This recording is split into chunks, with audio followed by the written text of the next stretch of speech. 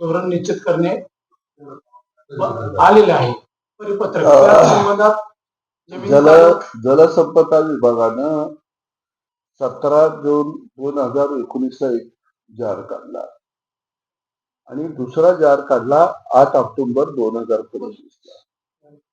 या दोन्ही जार मध्ये जलसंपदा विभागानं एक अशा पद्धतीची त्या जार मध्ये मांडणी केलेली आहे किंवा त्या जारचा उद्देश आहे की जलसंपदानं धरणं बांधण्यासाठी काय ज्या जमिनी अप्लिकेशन केल्या त्या जमिनी ताब्यात घेतल्या आणि ज्या जमिनीवरती धरणं उभा राहिली आणि पाण्याचा साठा ज्या परिसरामध्ये पसरला गेला त्या व्यतिरिक्त जी जमीन आहे जिथं पाण्याचा प्रादुर्भाव किंवा पाणी किंवा पाण्याचा साठा ज्या जमिनीमध्ये जात नाही परंतु त्या जमिनी संपादित झालेल्या आहेत आणि त्या जमिनी जलसंपदा विभागाकडे गेली 50 वर्षापेक्षा काळ अधिक आहेत. काही जमिनी इंग्रजांच्या काळातली काही धरणं झाली असतील 100-125 वर्षाचा कालखंड काही जमिनींना गेला असेल.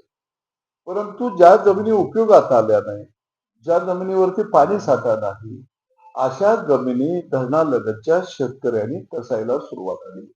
आता शेतकरी गेली 50 वर्ष हा जमिनीत कसत आहे. काही असं नाही की 1-2 वर्ष कसत आहे. पण शेतकऱ्यानं त्या ठिकाणी काय केलं तिथं काही गांजाची लागवड केलेली नाही आहे, आपोची लागवड केलेली नाही. त्या ठिकाणी अन्नधान्य निर्मिती केलेली आहे आणि देशाला खाऊ घातलेला आहे. आज सरकारच्या लक्षात आलं की ह्या जमिनी अजून शिल्लक कशा राहिल्या आणि आता सरकारचं लक्ष त्या जमिनीकडे गेलं. विशेषतः जलसंपदा विभागाचं लक्ष गेलं. त्याने एक तज्ञांची समिती नेमली. खऱ्या अर्थानं शेतकऱ्याच्या प्रश्नावरती शेतकऱ्याच्या मातीच्या धोरणावरती कोण तज्ञ असावेत ज्यानं कधी शेणामोतामध्ये हात घातला नाही, ज्यानं कधी मातीत हात घातला नाही, कधी त्याच्या धुण्याला माती लागली नाही, असे सुटापुटातले तज्ञ हे शेतकऱ्याच्या ताब्यात असलेल्या जमिनी कसत असलेल्या जमिनी याचं काय करावं हे ठरवायला लागले. अरे एकदा कोट घाला, सूटबूट घाला आणि शेतकऱ्याच्या बांधावर येऊन बसा. तुम्हाला लक्षात येईल त्या कोटाला, जॅकेटाला, ढुंगणाला तुमच्या मातीचा लगदा लागल्यावर तुमची ढुंगणं तरी हलतीत का मग त्या तज्ञांना समजेल. आणि म्हणून या देशामध्ये ऐखाव तज्ञांचा एक मोठा सुळसुळाट निर्माण झालेला आहे. या उपट सुंबूरला काही काम नसतं. अशा तज्ञांच्या समित्या निर्माण करायच्या आणि त्याच्यावरती ते ऐखाव उपट सुंबूर तज्ञ काम करायला लागत असतात. खऱ्या अर्थानं पीपी मॉडेल खाली तुम्हाला या जमिनी जर विकसित करायच्या आहे, पर्यटनाला तुम्हाला चालना द्यायची आहे, तर कृषी पर्यटन शेतकऱ्यालाच करून द्या ना. शेतकऱ्याबरोबर पीपी मॉडेलचे 99 वर्षाचे करार करा ना. शेतकऱ्यालाच उद्योजक बनवा ना. त्याच्याच कंपन्या स्थापन करा ना. तुम्हाला भांडवलदारच कशाला उरावर पाहिजे. आणि म्हणून या विभागातल्या शेतकऱ्यांचा सगळ्या धरण परिसरातल्या महाराष्ट्रातल्या जसं उजनीचा विरोध शेतकऱ्यांचा आहे तसा आता महाराष्ट्रातला शेतकरी बाहेर पडेल. शेवटी राज्य आम्ही शेतकऱ्यांच्या जीवावर चालवतो. मोठभार पैसेवाल्यांच्या जीवावरचे राज्य आम्ही नाही चालवत. आणि म्हणून रयत संघटना या आंदोलनामध्ये ताकदीनं उभा ठाकणार, शेतकऱ्यांच्या पाठीशी राहणार. आणि मी सरकारला इशारा देतो अशा पद्धतीनं भांडवलदाराला मावस भाव बनवून गावाकडे आणू नका.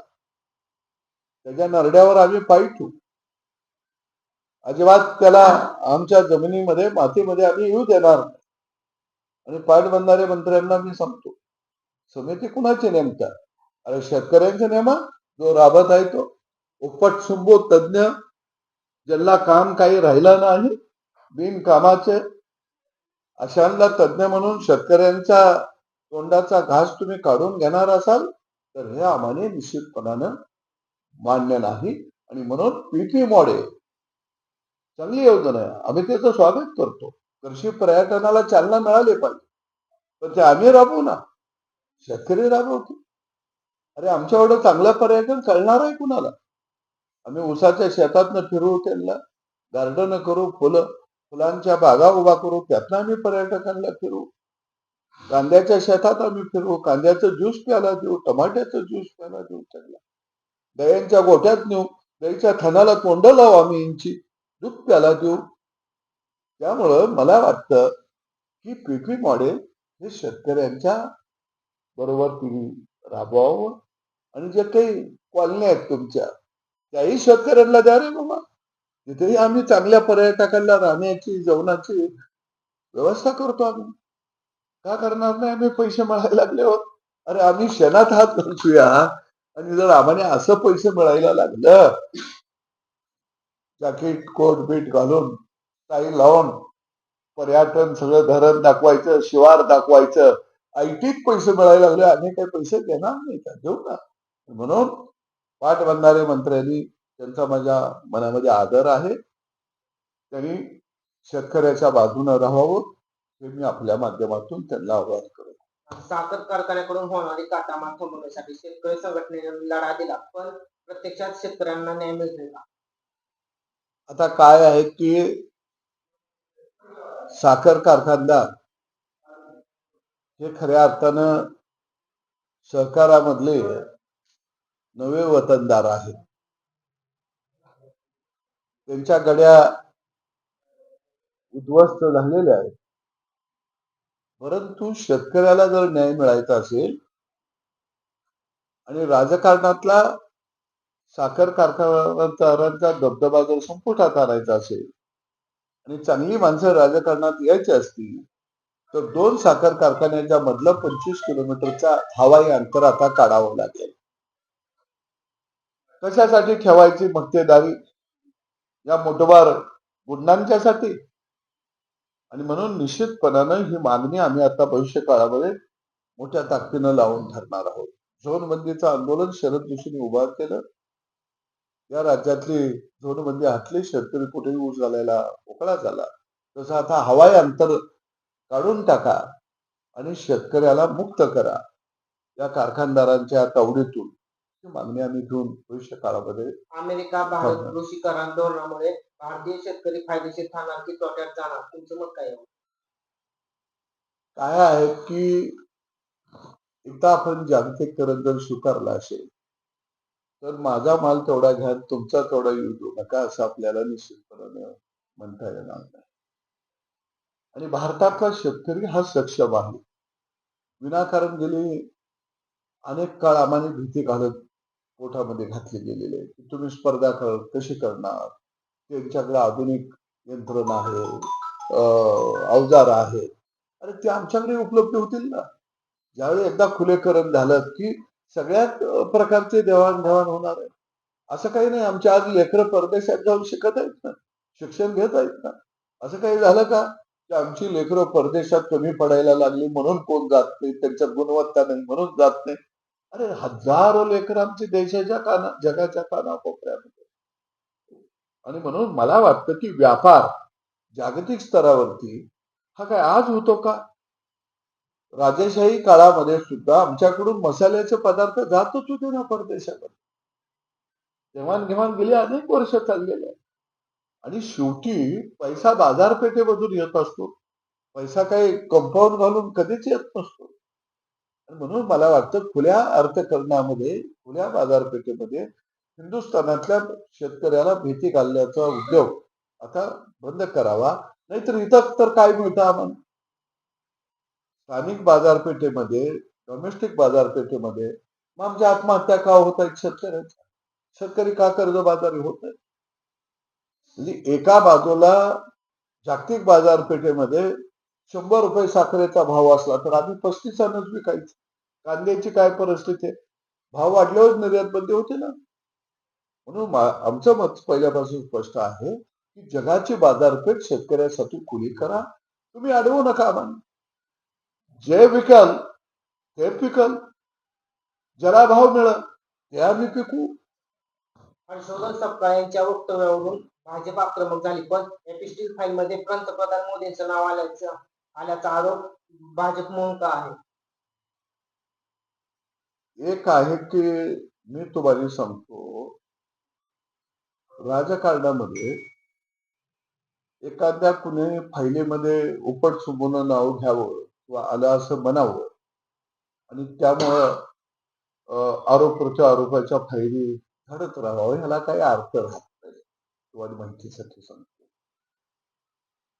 ज्या माणूस एखाद्या थोर व्यक्तिमत्वाचं नाव घेत आहे त्या माणसाची लायकी काय, त्याचा दर्जा काय, हे सुद्धा तपासलं पाहिजे. म्हणून मला वाटतं की हर्षवर्धन सकपाळ यांनी जे वक्तव्य केलं, निश्चितपणानं त्या वक्तव्याशी मी सहमत नाही. छत्रपती शिवाजी महाराज यांनी रयतेचं राज्य या महाराष्ट्रामध्ये उभा केलेलं होतं. 18 पगड जातीचं राज्य या महाराष्ट्रामध्ये उभा केलं होतं.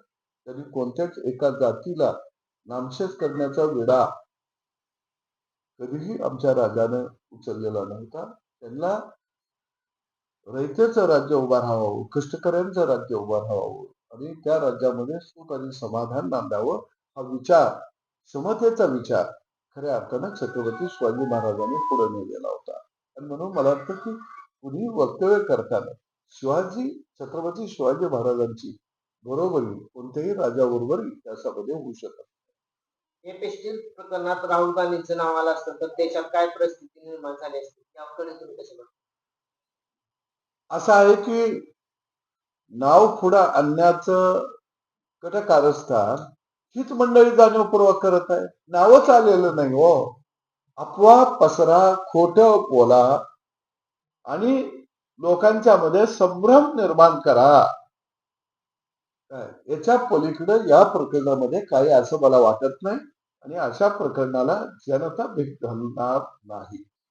शिवरायांच्या नावावर भाजप आंदोलन करत श्रद्धेसाठी आहे, निव्वळ राजकीय फायद्यासाठी आहे का? अरे छत्रपती शिवाजी महाराज हे आमचं दैवत आहे, आमचं वैभव आहे,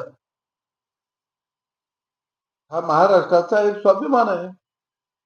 तो का आम्ही जपू नये? मग कुणाचा जपावा आम्ही?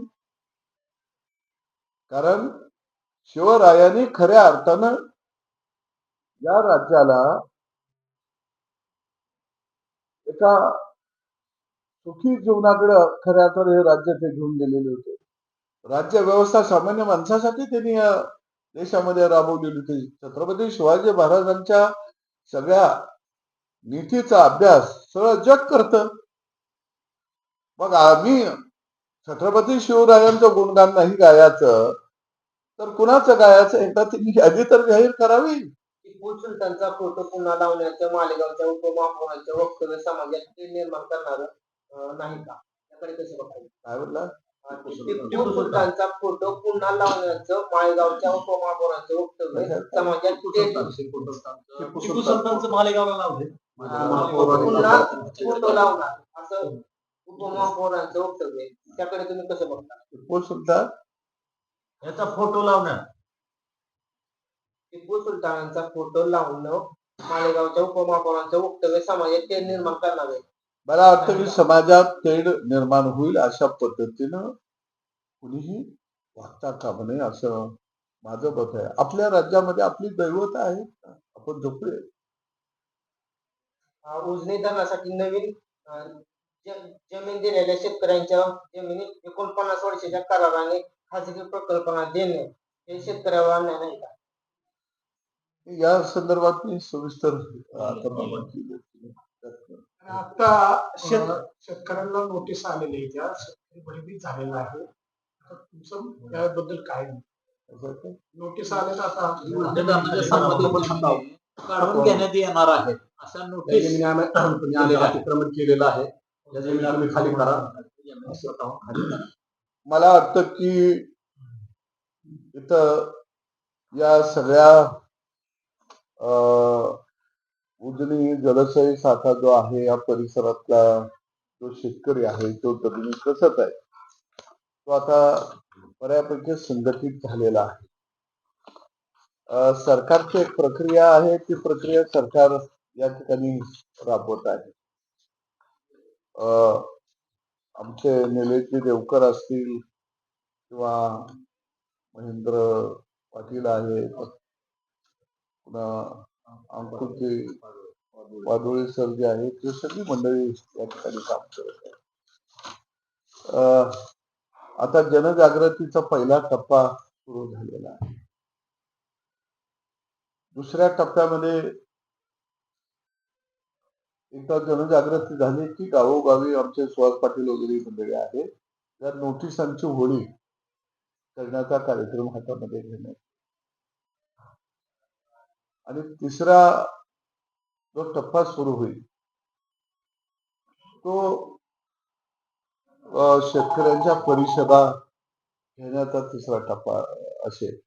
आणि मग चौथा टप्पा जो आहे आंदोलनाचा, तो कोणत्या दिशेनं आगळकूच करायचा, म्हणजे निश्चितपणानं कुठून बाण येत आहे ती दिशा एकदा चौथ्या टप्प्यामध्ये आमची क्लिअर होईल. आणि ज्या दिशेनं बाण येत आहे त्या दिशेला बळीराजाची फौज लढण्यासाठी जायला तयार असेल. आणि या सगळ्या टप्प्यामध्ये रयत क्रांती संघटना राज्यातला शेतकरी या शेतकऱ्यांच्या पाठीशी असेल.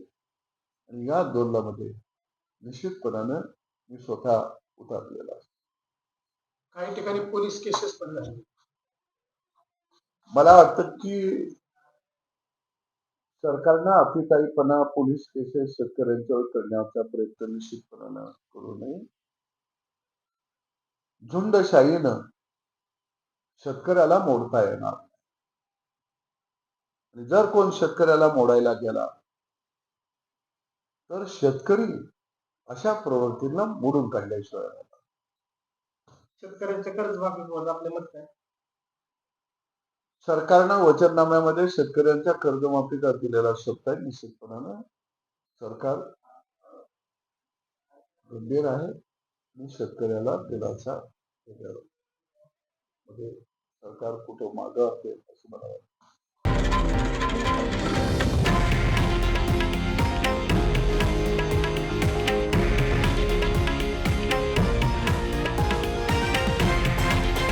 हे आहे देशातील नंबर 1 न्यूज नेटवर्क आणि आपण पाहत आहात TV9 मराठी, एकमेव.